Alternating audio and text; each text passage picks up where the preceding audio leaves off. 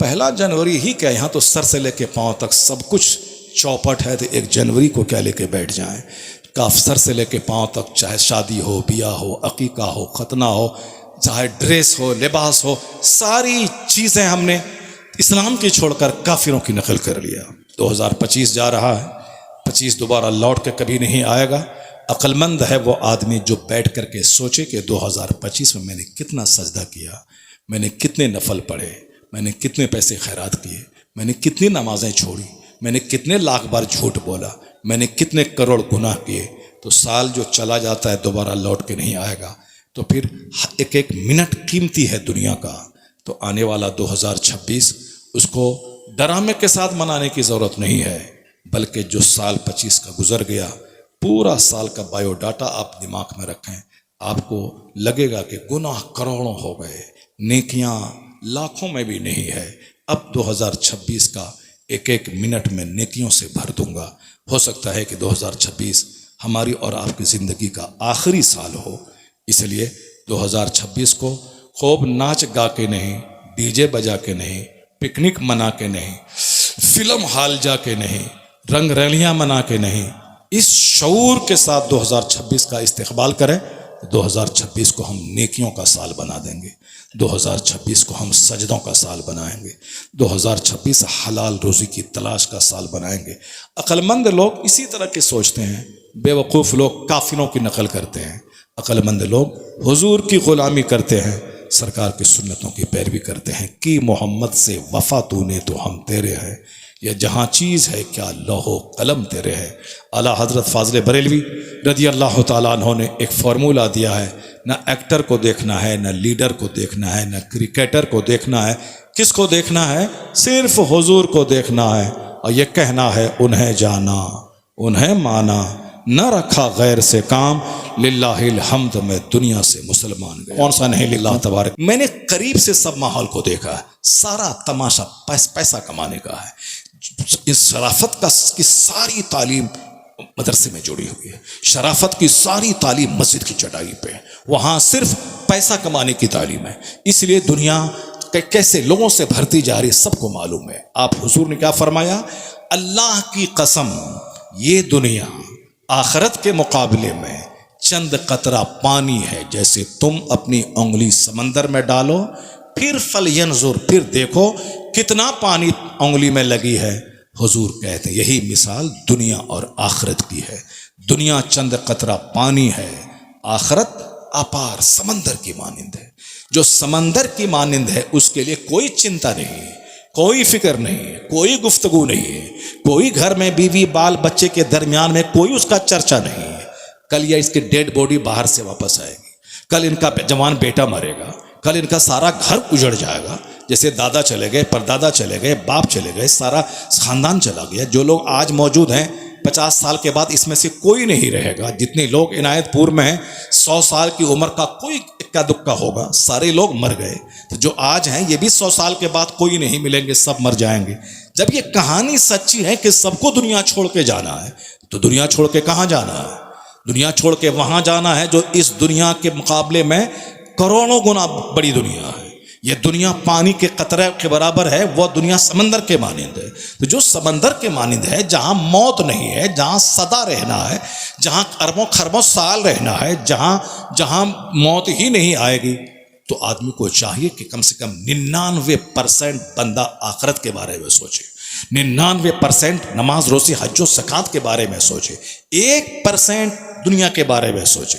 اور یہاں 99% دنیا کے بارے میں سوچا جا رہا ہے، اور 1% بھی آخرت کے بارے میں فکر نہیں ہے۔ اب اگر ذلت آئے گی تو بندہ کو چیخنا نہیں چاہیے کہ اللہ کہاں ہے، رسول اللہ کہاں ہے، غوث کہاں ہے، خواجہ کہاں ہے، فرشتوں کی مدد کہاں ہے۔ میدان بدر میں جو 5000 فرشتے آسمان سے زمین پہ اتر کے مسلمانوں کو فتح دلایا، وہ فرشتوں کی مدد کہاں ہے؟ نہیں بولنا چاہیے۔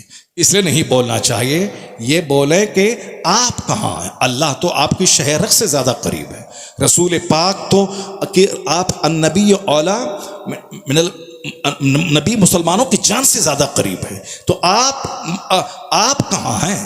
آپ کہاں کھڑے ہیں؟ اس پر تبصرہ کیجئے. نبی تو اپنی قبر میں رہ کر ہم کو دیکھ رہے ہیں. نبی تو ہر مسلمانوں کے گھر میں ان کی روح موجود ہے. انا روح النبی موجود فی بیوت اہل الاسلام. آپ اپنے گھر میں سلام کرتے ہیں السلام علیکم ایھا النبی. نبی کی روح ہر مسلمان کے گھر میں موجود رہتی ہے. نبی موجود ہے. اللہ تبارک تعالیٰ تو شہرک سے زیادہ قریب ہے. غوث اعظم کو اللہ نے اتنا بڑا مرتبہ دیا ہے کہ یا غوث کہتے ہیں ماں باپ بھائی بہن بعد میں، غوث پاک کی مدد پہلے پہنچتی ہے. یہ مت بولیے کہ غوث کہاں، یہ بولیے کہ آپ کہاں ہیں، آپ کا کلچر کہاں ہے، آپ کی تہذیب کہاں ہے، آپ کی سنسکرتی کہاں ہے، آپ کے شادی بیاہ کا ماحول کہاں ہے، آپ کا عقیقہ ختنہ ولیمہ اور ڈی جے کا ماحول کہاں ہے، آپ کی عورتوں کا پردہ کہاں ہے، آپ کی عورتوں کا حیا کہاں ہے. صرف لگژریس لائف گزارنا، شوہر کا مال ٹھگ کے کھانا اور مزہ دوسرے کے ساتھ کرنا، صرف یہ جو دنیا کو پاپ سے بھر دیا، دنیا کو زنا سے بھر دیا. لگتا ہے کہ دنیا میں ایک ہی کام رہ گیا ہے، شراب زنا، شراب زنا، شراب زنا، جوا سود، بس یہی دو چار کام رہ گیا ہے. یعنی جو شراب نہ بھوک مٹائے نہ پیاس مٹائے، اسے شراب کے پیچھے پاگل ہیں لوگ. زناکاری، جبکہ زناکاری ذلیل کرنے والی چیز ہے. اپنی بیوی سے پیار، اس سے بچے پیدا ہوتے ہیں، اس سے گھر آباد ہوتا ہے. زناکاری سے کیا ہوتا ہے؟ منہ کالا ہوتا ہے، سینہ کالا ہوتا ہے، تہذیب کالی ہوتی ہے، آبادی کالی ہوتی ہے. لیکن دیکھیں صاحب، سب زنا کے پیچھے پاگل ہے. شوہر کو چھوڑ چھوڑ کے بھاگ رہی ہے، اپنی بیوی چار بچے کو چھوڑ چھوڑ کے بھاگ رہے ہیں. ساری دنیا پاگل ہے. کورونا نہیں آئے گا تو کیا آئے گا؟ دنیا میں آگ نہیں لگے گی تو کیا ہوگی؟ دنیا میں کروڑوں کمانے کے بعد لوگ بے چینی کی آگ میں نہیں جلیں گے تو کہاں جلیں گے؟ اس لیے جو سچی بات ہے، پیغمبر اعظم کے فرمان کو گلے سے لگائیے. اپنے گھر کی دیواروں میں مصطفیٰ کے فرمان کو لکھ کے رکھیے. حضور نے بتایا ہے کہ یہ دنیا چند قطرہ پانی ہے. تو چند قطرہ پانی کے لیے زیادہ پاگل ہونے کی ضرورت نہیں ہے. جو مثل سمندر ہے اس کی تیاری کرنے کی ضرورت ہے، اس کی فکر کرنے کی ضرورت ہے، اس کے بارے میں سوچنے کی ضرورت ہے.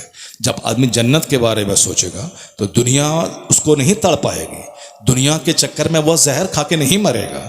ہزاروں لڑکے کوٹا میں صاحب ITI کی تیاری کرنے جاتے ہیں، وہاں سے اس کی ڈیڈ باڈی گھر آتی ہے. کیوں؟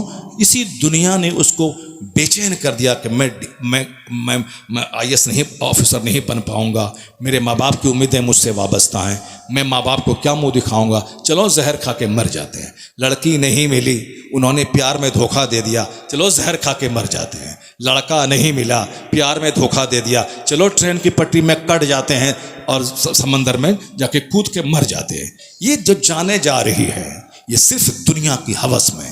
لڑکی نہیں ملی تو جان دے دیا، نوکری نہیں ملی تو جان دے دیا، کمپٹیشن فیس نہیں کر پایا تو جان دے دیا.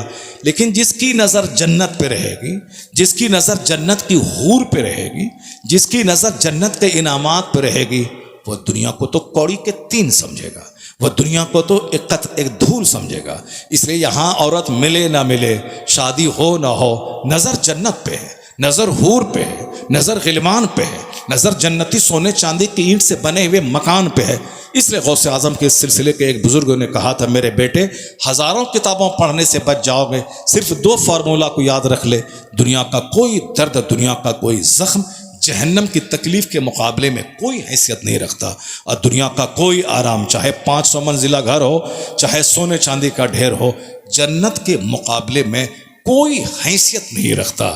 جو اصل آرام جنت کا ہے، جہاں نہ بڑھاپا ہے، جہاں نہ بیماری ہے، جہاں نہ پسینے کی بدبو ہے، جہاں نہ حسد ہے، جہاں نہ جلن ہے، جہاں نہ شور ہنگامہ ہے، جہاں نہ نعمت کے چھن جانے کا اندیشہ ہے، وہ ساری ریئل نعمتیں جنت میں ہیں. تو آدمی اسی جنت کے شوق میں جیے، اسی جنت کی تیاری میں جیے، اس جنت کے چرچے میں جیے، تو پھر یہاں کوئی مکان بنے نہ بنے کوئی صدمہ نہیں ہوگا. زہر کھا کے مرے گا صرف ایک لڑکی کی خاطر، زہر کھا کے مرے گا صرف ایک DM نہ بننے کی خاطر، زہر کھا کے مرے گا صرف ایک مکان نہ بنانے کی خاطر.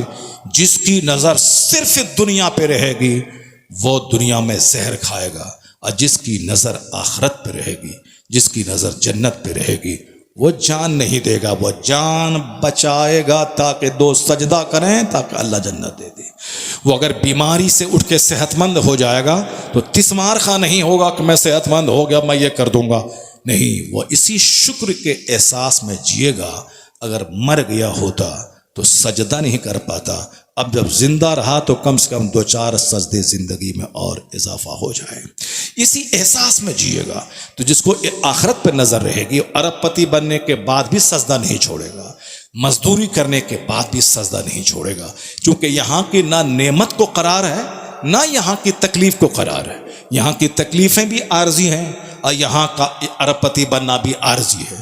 میں 50 گھر میں نے بنا لیا پورے انڈیا کے 50 شہروں میں، اس کو ایک نہ ایک دن چھوڑ کے مجھ کو قبرستان جانا ہوگا۔ تو یہاں کی ساری نعمتیں بھی عارضی ہیں، اور چاہے 1000 دکھ ہو، مصیبت ہو، تکلیف ہو، یہ بھی پروویژنل عارضی ہے۔ مرنے کے بعد ساری مصیبتیں یہیں رہ جائیں گی۔ اب اس دنیا ہی میں چند دنوں کے بعد ساری مصیبتیں ختم ہو جاتی ہیں۔ ہر بیماری کے بعد شفا ہے، ہر غریبی کے بعد خوشحالی ہے۔ دنیا میں کسی نعمت کو قرار نہیں ہے اور نہ کسی تکلیف کو قرار ہے۔ یہ ہے بنیادی فارمولہ سکون سے جینے کا، یہ ہے بنیادی فارمولہ دنیا کو کرائم سے بچانے کا، یہ ہے بنیادی فارمولہ دنیا سے زنا اور شراب اور سود کو پاک کرنے کا۔ آخرت پر یقین جتنا مضبوط ہوتا جائے گا اتنا ہی گناہ گھٹتا جائے گا، اور آخرت کا یقین جتنا کمزور ہوگا، 1000 تقریر کریں، 1000 سمجھائیں، کچھ بھی ہونے والا نہیں ہے۔ چونکہ آخرت پر وشواس بڑھتا جائے گا، تب آدمی کے اندر میں جتنی بھی غلاظت ہے سب دور ہوتی جائے گی، دھیرے دھیرے نیکی کی طرف بڑھتا چلا جائے گا۔ پتہ یہ چلا اس دنیا میں مسلمانوں کو آزمائشوں میں اللہ نے رکھا ہے۔ الدنیا سجن المومن و جنت الکافر، یہ دنیا مسلمانوں کے لیے قید خانہ ہے، کافروں کے لیے مثل جنت ہے۔ جنت کا مطلب آزادی، وہ چاہے شراب پی لیں، کچھ بھی کریں، ایک نیم کے باہر ہے، وہ نیم کے اوپر ہے۔ مسلمان کو سوچنا ہے کہ کیا حلال ہے کیا حرام ہے، کیا جائز ہے کیا ناجائز ہے، کیا لیگل ہے کیا اللیگل ہے۔ اسی لیے مسلمان ایک قیدی کی زندگی گزارتا ہے اور کافر آزادی کی زندگی گزارتا ہے۔ کتنے دن تک آزاد رہیں گے؟ وہ 100 سال تک، اس کے بعد کہاں جائیں گے؟ مسلمان کتنے دن تک مصیبت میں رہیں گے؟ 100 سال، اس کے بعد کہاں جائیں گے؟ زینا للذین کفروا الحیات الدنیا، اللہ کہتا ہے دنیا کی زندگی ہم نے کافروں کے لیے سجا دی ہے، وہ مسلمانوں کو دیکھ کر ہنستے ہیں۔ لیکن اگر مسلمان تقوی سے کام لیا، پرہیزگاری سے کام لیا، تو قیامت کے دن یہ غالب آئیں گے، سونے کا کنگن پہنا کے، ریشم کا لباس پہنا کے، ریشمی سونے چاندی کے تخت پہ بٹھا کے جب مسلمانوں کو انعامات سے نوازا جائے گا، ان کی نگاہوں کے سامنے کفار و مشرکین جب آگ کی زنجیروں میں جکڑ کے منہ کے بل گھسیٹ کر جب جہنم میں ڈالے جائیں گے، اس وقت سچائی کا راز کھولے گا۔ سارے مسلمان کہیں گے الہی تیرا کروڑوں احسان ہے، تو نے دنیا نہیں دی مگر آخرت کی رسوائی سے تو نے مجھ کو بچا لیا۔ وہاں کہیں گے کہ کاش جو دنیا ملی وہ بھی نہیں ملتی، میرے جسم کو قینچیوں سے کاٹ دیا گیا ہوتا تاکہ یہاں کا سچا آرام مجھ کو زیادہ ملا ہوتا۔ اس دن سب کو یقین ہو جائے گا کہ کفر کرنے والوں کو کیا سزا ملی، ایمان لانے والوں کو کیا انعام ملا۔ تو کافر کہیں گے کہ یا لیتنی کنت ترابا، کاش میں مٹی ہو گیا ہوتا، انسان نہیں ہوتا، کاش میں بیل گائے جانور ہوتا تاکہ آج مٹی بنا دیا گیا ہوتا۔ سارے لوگ ارب پتی کھرب پتی جتنے لوگ ہندوستان کے بڑے بڑے موسٹ برانڈیڈ کمپنی کے مالک ہیں، سب یہی کہیں گے کاش میں مٹی ہوتا، کاش میں پیدا نہیں ہوتا۔ اور جتنے صاحب ایمان درد جھیلا، مصیبت جھیلا، ایمان کو بچا کے رکھا، نماز نہیں چھوڑی، عمل بچایا، یہ کہیں گے مالک تیرا کروڑوں احسان ہے کہ تو نے دنیا میں گھر نہیں دیا، گاڑی نہیں دی، مکان نہیں دیا، ساری مصیبتیں میں نے اٹھائی، مگر احسان ہے تیرا کہ تو نے آج جنت دے کر مجھ پہ احسان کیا۔ چونکہ جنت مل گئی، سمجھ ہے کہ سب سے بڑی بھلائی مل گئی، جنت سے بڑھ کر کوئی انعام نہیں ہے۔ اس لیے اللہ کہتا ہے کہ دنیا کی زندگی ہم نے کافروں کے لیے سجا دی ہے۔ یہاں کے نہ اقتدار سے کبھی آپ کو گھبرانا ہے، نہ ان کے محل کو دیکھ کر کبھی گھبرانا ہے، نہ ان کی گورنمنٹ کو دیکھ کر کبھی گھبرانا ہے، چونکہ ساری چیزیں عارضی ہیں، شریک ہیں، پروفیشنل ہیں، اور آخرت دائمی اور پرماننٹ چیز ہے۔ حضور نے قسم کھا کے ایک جگہ اور کہا، ذرا وہ حدیث سنیے، سرکار کو قسم کھانے کی کوئی ضرورت نہیں تھی، مگر یہ ہم جیسے غلاموں کو سمجھانے کے لیے حضور نے قسم کھایا ہے۔ ایک جو حضور فرماتے ہیں میں جانتا ہوں کہ تم لوگ فجر کی نماز میں مسجد نبوی میں اس لیے بھیڑ لگائے ہو کہ شاید تم کو معلوم ہوا کہ ابو عبیدہ مال لے کر بحرین سے آئے ہیں۔ سب نے کہا قالو اجل یا رسول اللہ، کہاں سرکار، چونکہ بحرین پر جب مسلمانوں کا حاکم مقرر ہوا، حضرت ابو عبیدہ وہاں گئے، 80,000 درہم وہاں سے لے کر کے جب آئے تو مدینے کے مسلمانوں کو، انصار کو خبر ہوئی، وہ فجر کی نماز پڑھنے مسجد نبوی میں آ گئے سارے لوگ۔ نماز پڑھنے کے بعد سرکار نے سبوں کو دیکھا، اس کے بعد مسکرایا، فتبسم رسول اللہ، حضور نے مسکرایا جب ان کو دیکھا اور کہا مجھے لگ رہا ہے کہ تم کو معلوم ہو گیا ہے کہ ابو عبیدہ کچھ مال لے کر آئے۔ کہا ہاں سرکار مجھے معلوم ہوا۔ حضور فرماتے ابشروا واملوا ما یسرکم، خوش ہو جاؤ، تمہیں خوشحالی کا دور آنے والا ہے، مال و دولت کے دروازے کھلنے والے ہیں، خوش رکھو، خوشی رکھو کہ وہ دور آنے والا ہے۔ حضور کہتے ہیں واللہ، اللہ کی قسم، مل فقر اخشا علیکم، مجھ کو کوئی ڈر نہیں ہے کہ تم غریب ہو جاؤ گے۔ حضور کیا کہتے ہیں؟ تمہاری غربت کا ڈر مجھ کو نہیں ہے اے مسلمان، تمہاری غربت اور فقیری کا ڈر نہیں کہ تم غریب ہو جاؤ گے کل۔ حضور کہتے ہیں ولاکنی اخشا علیکم ام تبسط الدنیا علیکم کما بسطت علی من کان قبلکم۔ مصطفیٰ کہتے ہیں تیری غربت کا ڈر مجھ کو نہیں ہے کہ تم غریب ہو جاؤ گے، البتہ یہ ڈر مجھ کو ہے کہ دنیا کے دروازے تیرے اوپر میں کھول دیے جائیں گے، جس طرح پچھلی امت کے لیے دنیا کے دروازے کھول دیے گئے تھے۔ وہ لوگ مال دولت حاصل کرنے کے لیے آپس میں مقابلہ کرنے لگے، آپس میں ایک دوسرے کو نیچا دکھانے لگے، آپس میں ایک دوسرے کو پیچھے چھوڑ کر آگے بڑھنے کی ہوڑ میں ایک دوسرے سے برسرے پیکار ہو گئے، جنگ کرنے لگے اسی مال کی چاہت میں، اور سب تباہ و برباد ہو گئے۔ حضور کہتے ہیں مجھ کو یہ ڈر ہے کہ دولت کے دروازے کھل جائیں گے، تم بھی اس کو حاصل کرنے کے لیے آپس میں مقابلہ کرنے لگو گے۔ وَتُهْلِكُكُمْ كَمَا أَهْلَكَتْهُمْ، جیسے دنیا کی فراوانی، مال کی وسعت ان لوگوں کو تباہ و برباد کے وہ لوگ تباہ و برباد ہو گئے، ویسے ہی مجھے ڈر ہے کہ تم بھی تباہ و برباد ہو جاؤ گے۔ مال کی جستجو تم کو تباہ کر ڈالے گی، زیادہ مال کی فراوانی کی سوچ تجھ کو تباہ و برباد کر ڈالے گی۔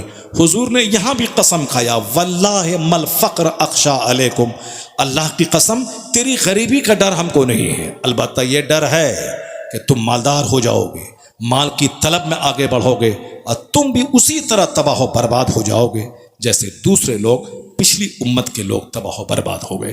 یہاں بھی حضور نے قسم کھائی، وہاں بھی حضور نے قسم کھائی۔ اور ایک تیسری حدیث میں آقا علیہ السلام مدینے کے ایک بازار سے گزر رہے تھے، ایک جگہ دیکھا کہ ایک مری ہوئی کنکٹی عیبدار بکری کا بچہ مرا ہوا تھا۔ حضور اس کے پاس گئے، فاخذ باذنہ، اس کے کان کو پکڑا اور کہا ایکم یحب ان ھذا لہ بدرہم، تم میں سے کون ہے جو 1 درہم کے بدلے میں اس مری ہوئی عیبدار بکری کو خریدے؟ لوگوں نے کہا وما نحب، حضور ہم لوگ نہیں چاہتے ہیں کہ یہ بکری ہمارے لیے ہو۔ حضور کہتے ہیں ہاں ہاں تم چاہتے ہو۔ کہا حضور لو کان حیا کان عیبا فی، اگر یہ بکری زندہ بھی ہوتی تو بھی ہم اس کو نہیں لیتے، چونکہ یہ عیبدار ہے، اس کے کان کٹے ہیں، عیبدار ہے۔ فکیف وہو میت، اب جبکہ وہ بکری مردہ ہے تو مری ہوئی عیبدار بکری فری میں بھی کوئی دے گا نہیں لے گا، اور آپ کہتے ہیں 1 درہم کے بدلے میں کون خریدے گا؟ فری میں بھی کوئی دے گا نہیں لے گا۔ حضور نے ایک مثال دی، اس کے بعد حضور کہتے ہیں واللہ، اللہ کی قسم، اللہ کی قسم، یہ بکری کا مرا ہوا بچہ جتنا ذلیل ہے تیری نگاہ میں، اسی طرح اللہ کی نگاہ میں یہ دنیا اس مری ہوئی بکری کے بچے سے زیادہ ذلیل ہے۔ واللہ للدنیا اہون من ھذا علیکم، جس طرح یہ مری ہوئی بکری تمہارے نزدیک ذلیل ہے کہ اس کو لینا نہیں چاہتے ہو، اس سے زیادہ یہ دنیا ذلیل ہے اللہ کے نزدیک۔ یہ بتائیں کہ کس کے لیے مر رہے ہیں، کس کے لیے ہم اپنی آخرت تباہ کر رہے ہیں، کس کے لیے ہم مسجدوں اور مدرسوں کو اجاڑ رہے ہیں؟ بس جوش میں آیا، جذبات میں آیا، سنویدنشیل باتیں سنا، یہ کر دیں گے وہ کر دیں گے، جذبات میں آ گئے، نعرہ تکبیر لگانے لگے، خوب بھڑک گئے، خوب لاکھوں کی بھیڑ لگا دی۔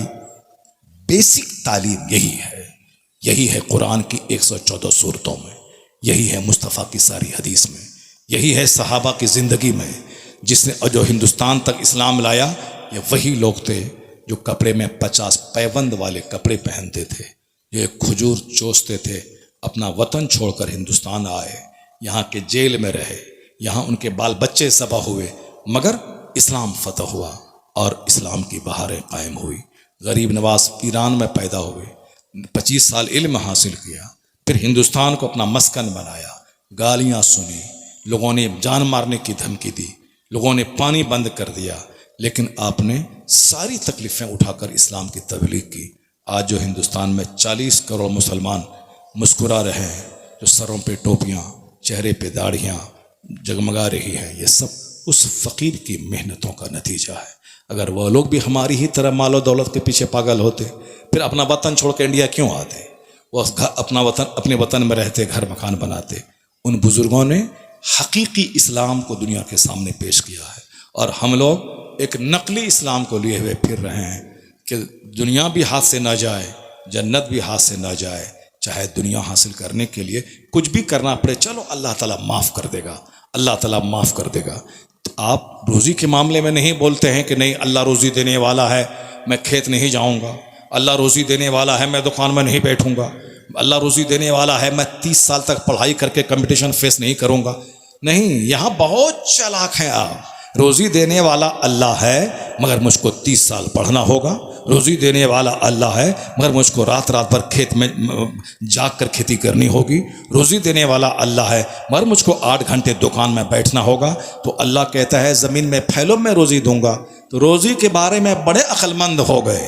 روزی دینے والا اللہ ہے، مگر کھیت میں جانا ہوگا، دکان میں بیٹھنا ہوگا۔ بغیر دکان بیٹھے ہوئے وہاں سے پیسہ چل کے شام کے ٹائم میرے گھر میں نہیں آئے گا۔ مگر آخرت اور جنت اور بخشش کے معاملے میں کیوں ڈھیلے پڑ جاتے ہیں؟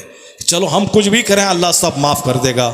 اسی فارمولہ کو وہاں بھی اپنائیں کہ دکان گئے بغیر پیسہ نہیں ملے گا، کھیتی کیے بغیر فصل اپج کے نہیں آئے گی۔ یہ بھی گرہ باندھ لیں کہ اللہ معاف کرنے والا، جنت دینے والا ہے، اور مسجد گئے بغیر جنت نہیں ملے گی، نماز پڑھے بغیر جنت نہیں ملے گی۔ مال چاہیے تو دکان جانا ہوگا، جنت چاہیے تو مسجد جانی ہوگی، سجدہ کرنا ہوگا۔ اللہ تبارک و تعالی ہم کو اور آپ کو سبوں کو دنیا سے زیادہ ہاں 1 جنوری ہی کیا، یہاں تو سر سے لے کے پاؤں تک سب کچھ چوپٹ ہے، تو 1 جنوری کو کیا لے کے بیٹھ جائیں؟ کاف سر سے لے کے پاؤں تک، چاہے شادی ہو، بیاہ ہو، عقیقہ ہو، ختنہ ہو، چاہے ڈریس ہو، لباس ہو، ساری چیزیں ہم نے اسلام کی چھوڑ کر کافروں کی نقل کر لیا۔ 2025 جا رہا ہے، 25 دوبارہ لوٹ کے کبھی نہیں آئے گا۔ عقل مند ہے وہ آدمی جو بیٹھ کر کے سوچے کہ 2025 میں نے کتنا سجدہ کیا، میں نے کتنے نفل پڑھے، میں نے کتنے پیسے خیرات کیے، میں نے کتنی نمازیں چھوڑی، میں نے کتنے لاکھ بار جھوٹ بولا، میں نے کتنے کروڑ گناہ کیے۔ تو سال جو چلا جاتا ہے دوبارہ لوٹ کے نہیں آئے گا، تو پھر ایک ایک منٹ قیمتی ہے دنیا کا۔ تو آنے والا 2026 اس کو ڈرامے کے ساتھ منانے کی ضرورت نہیں ہے، بلکہ جو سال 25 کا گزر گیا، پورا سال کا بایو ڈاٹا آپ دماغ میں رکھیں، آپ کو لگے گا کہ گناہ کروڑوں ہو گئے، نیکیاں لاکھوں میں بھی نہیں ہے۔ اب 2026 کا ایک ایک منٹ میں نیکیوں سے بھر دوں گا۔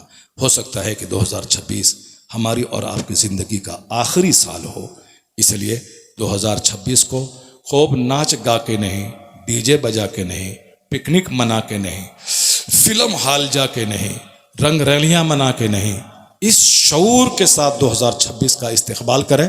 2026 کو ہم نیکیوں کا سال بنا دیں گے، 2026 کو ہم سجدوں کا سال بنائیں گے، 2026 حلال روزی کی تلاش کا سال بنائیں گے۔ عقل مند لوگ اسی طرح کے سوچتے ہیں، بے وقوف لوگ کافروں کی نقل کرتے ہیں، عقل مند لوگ حضور کی غلامی کرتے ہیں، سرکار کی سنتوں کی پیروی کرتے ہیں۔ کی محمد سے وفا تو نے تو ہم تیرے ہیں، یہ جہاں چیز ہے کیا لوح و قلم تیرے ہے۔ اعلیٰ حضرت فاضل بریلوی رضی اللہ تعالیٰ عنہ نے ایک فارمولہ دیا ہے، نہ ایکٹر کو دیکھنا ہے، نہ لیڈر کو دیکھنا ہے، نہ کرکٹر کو دیکھنا ہے، کس کو دیکھنا ہے؟ صرف حضور کو دیکھنا ہے، اور یہ کہنا ہے انہیں جانا، انہیں مانا، نہ رکھا غیر سے کام، للہ الحمد میں دنیا سے مسلمان گیا۔ اللہ تبارک و تعالی ہمیں پیغمبر اعظم صلی اللہ علیہ وسلم سے سچی محبت کی توفیق عطا فرمائے، سرکار کی اتباع اور پیروی اور غلامی کی توفیق عطا فرمائے۔ جو گناہ ہو گئے جلدی سے سچی توبہ کر کے نیکیوں کے سانچے میں اپنی زندگی کو ڈھالنے کی توفیق عطا فرمائے، آمین۔ وآخر دعوانا ان الحمدللہ رب العالمین. ہاں پھر سب کو آ رہا ہے. اچھا ٹھیک ہے. ہم کو 15-20 منٹ ہی بولنا تھا مگر میں نے بہت بول دیا بھائی. ابھی ہم بیمار چل رہے ہیں اور آپ کو معلوم ہے کہ موت کے منہ سے نکل کے آئے ہیں. موت کے منہ سے نکل کے آئے ہیں.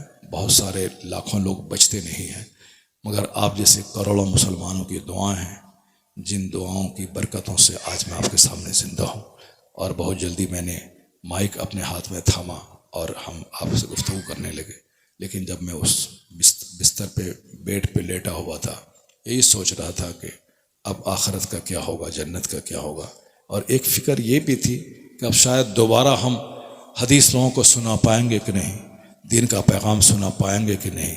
ایک فکر لگی بھی تھی مگر آپ کی اور لاکھوں علماء کرام کی دعائیں تھیں جن دعاؤں کے بدلے میں بہت جلدی اللہ نے صحت دی اور ابھی میں آپ کے سامنے گفتگو کرنے کے قابل ہو گیا.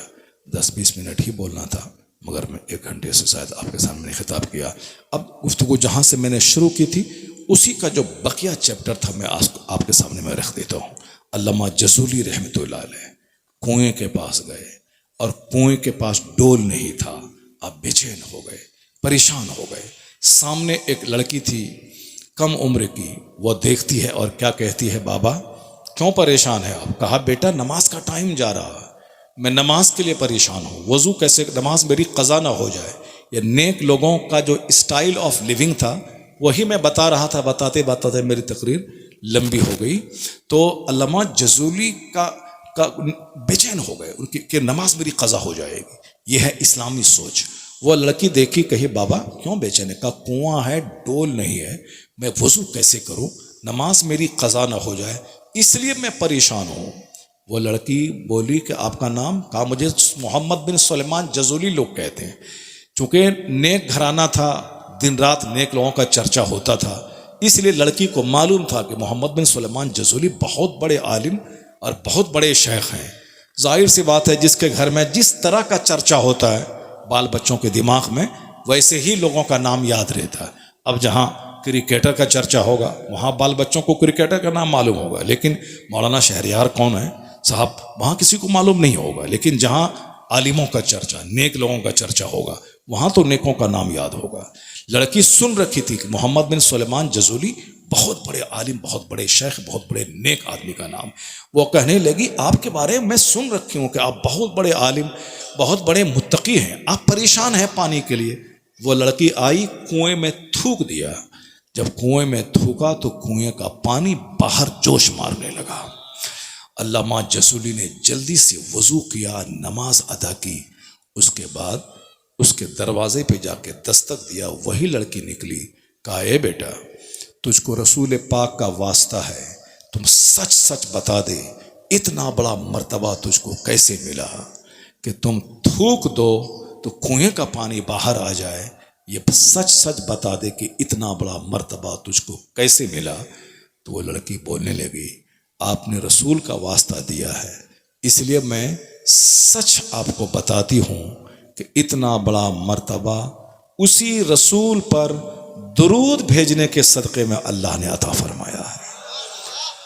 اسی رسول پر درود بھیجنے کے صدقے میں اللہ نے یہ مقام عطا فرمایا. علامہ جزولی نے اسی وقت ٹھان لیا مجھے درود کی فضیلت پر، درود کے سیوا پر مشتمل ایک کتاب لکھنی ہے. وہ 14 سال تک ایک لائبریری میں اپنے آپ کو قید کیا. اسلامک تمام کتابوں کو کھنگال کر اس نے درود پاک کے تمام جملوں اور تمام سینٹنسز کو جمع کیا. خود اس کو پڑھتے تھے. ان کے 12,000 ایسے مرید تھے جو سارے کے سارے با کرامت مرید تھے.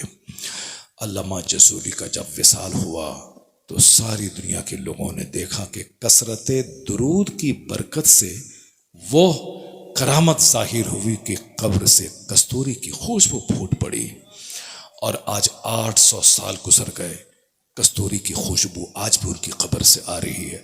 تو میرے کہنے کا مطلب ہے رسم سمجھ کر نہیں، رواج سمجھ کر نہیں، عبادت سمجھ کر اپنی زندگی میں درود پاک کو داخل کر دیں. مصیبتوں کا سب سے بڑا علاج ہے، سب سے بڑی تعویذ ہے یہ.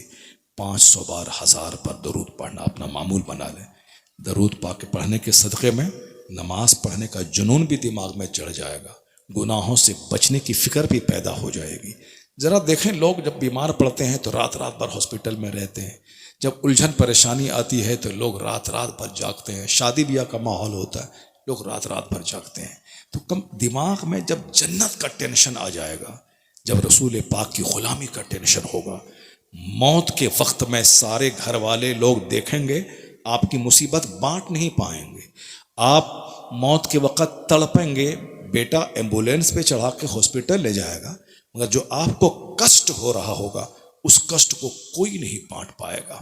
اس لیے آپ کوشش کریں کہ موت کے وقت میں جو کام آئے، قبر کی تنہائی میں جو کام آئے، 500 سال کے مسافت کے برابر جو پل صراط ہے جس سے گزرنا پڑے گا، چونکہ جنت پر وہ پل ہے، دوزخ پر وہ پل ہے، اس پار کرنے کے بعد ہی آگے جنت ہے، یہ سب دماغ میں رکھیے، دنیا کا سارا غم غلط ہو جائے گا، دنیا کی ساری مصیبتیں آسان ہو جائیں گی۔ جو فکر آخرت سے ہٹ کے جو جیے گا تو ایک ایک دن دنیا کا اس کے لیے ٹف اور مشکل ہو جائے گا۔ آج جو لوگ کہتے ہیں کہ عزت بچانا مشکل ہے، دنیا میں جینا مشکل ہے، روزی روٹی مشکل ہے، اسی لیے مشکل ہے کہ فکر آخرت ختم ہو گئی، صرف فکر دنیا آ گئی۔ اور جب فکر آخرت بہت بڑا ذریعہ ہے اپنے ٹینشن کو دور کرنے کا، چونکہ اس سے بندے کو دھیریہ ہوتا ہے، صبر ملتا ہے، استقامت آتی ہے، حوصلہ ملتا ہے، بے شمار منتشر خیالات سے بندہ بچ جاتا ہے۔ ہمارے بزرگان دین کی زندگی میں یہی رنگ گہرا ہے، پر ہم سنیوں نے اس کے اس رنگ کو چھوڑ کر چادر کو لے لیا، گاگر کو لے لیا، جو ہم لوگوں نے فاتحہ کو لے لیا، ہم لوگوں نے جلوس کو لے لیا، صندل کو لے لیا، ہم لوگوں نے عرس کو لے لیا، مزار کو لے لیا۔ بزرگان دین کی زندگی یہ چادر، گاگر، صندل اور مزار کی زندگی نہیں تھی۔ بزرگان دین کی زندگی اصل میں اتباع رسول کا مسئلہ تھا، خوف خدا کی جھلکی کا مسئلہ تھا، تاکہ ہم ان کے پاس رہیں، میرے دل میں خدا کا خوف پیدا ہو، ہم ان کے پاس رہیں، ہمارے رسول پاک کی سنتوں پہ چلنے کا جذبہ پیدا ہو، ہم ان کو دیکھیں، ہمارے دل میں اللہ کا ڈر پیدا ہو۔ جو حدیث میں آیا ہے کہ اللہ کا ولی وہی ہے جسے دیکھا جائے تو خدا یاد آ جائے، جن کے دیکھنے کے بعد خدا یاد آ جائے۔ پیر صاحب کا مطلب یہ نہیں کہ وہ جھاڑا پھونک کر دیں تو ہمارا کاروبار چلنے لگے، میری بیٹیا کی شادی ہو جائے۔ کس کی بیٹیا کی شادی نہیں ہوتی ہے؟ سب کی بیٹیا کی شادی ہوتی ہے۔ جو اللہ پر وشواس نہیں کرتا ہے، کیا اس کی بیٹی کنواری رہ جاتی ہے؟ نہیں۔ کیا وہ بھوکا مر جاتا ہے؟ نہیں۔ اللہ سب کو روزی دینے کا وعدہ کیا ہے، مگر سب کو جنت دینے کا وعدہ نہیں کیا۔ اس لیے روزی کی فکر سے زیادہ جنت کی فکر ہونی چاہیے، ایمان کی فکر ہونی چاہیے، تقوی کی فکر ہونی چاہیے۔ یہی میرا پیغام، اس پیغام کا نچوڑ میں نے اسلام کی بنیادی باتوں کو آپ تک پہنچایا ہے۔